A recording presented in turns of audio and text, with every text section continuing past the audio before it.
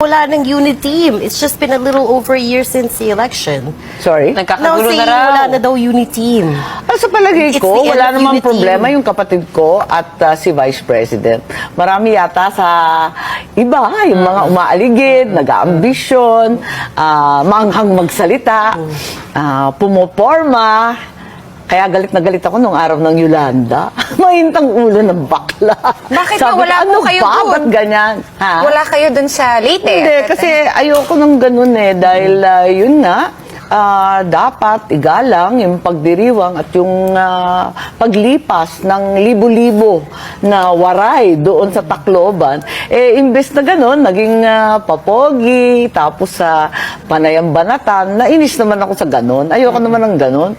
At sa palagay ko, si Presidente at saka si Vice, okay naman sila. Kaya lang, yung kapatid ko, sobrang bait, hindi nagagalit. Ayun. Siguro sinasamantala siya at pinagbibigyan niya lagi.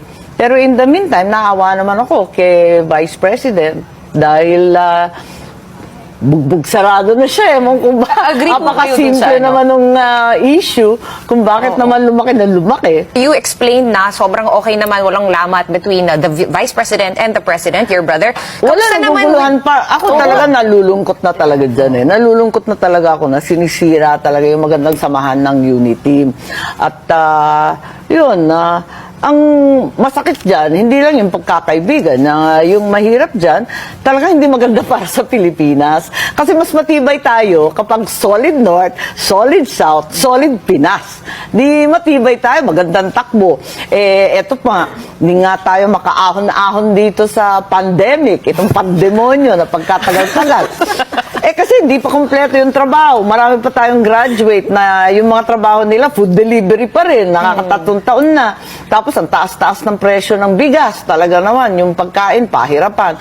Yung mga mambubukid, I mean, I can go on, no? The problems are there. And itong alitan sa politika, imbes na nagkakaisa, talagang imbes na talagang tutukan mo yung problema, impeachment, confidential funds. Naku naman, ba't naman tayo napunta riyan? Tapos sunod-sunod, kaya mahirap sabihin na aksidente, biglang may kaso na si Presidente Duterte, biglang pinapapunta na siya sa QC Court, tapos biglang may ICC. Ano ba to? Bakit sabay-sabay? Parang napapaisip ka, sino kaya nakikialam dito? Bakit ginugulo kami? Maayos naman tayo. Hirap na ang Sino Pilipino. nga ba, Sin? May alam ka ba na hindi namin alam? Siyempre, alam natin na maraming gumagalaw sa Pilipinas. Yung foreign affairs natin ngayon, biglang nag-pivot to the United States. To be clear, you think may unit team pa? May? Unit team? Oo naman. Oo naman. Sa mga principal actors, matibay pa ang unit team, kaya lang nakakalungkot kasi marami nakikialam. Hindi ko alam kung tagalabas or kung mga ambisyoso dito sa loob. At yung maraming marites na walang kamatayan sa Pilipinas. Thank you for watching Heart Meal TV channel. Please subscribe my YouTube channel. Follow, like, comment and share.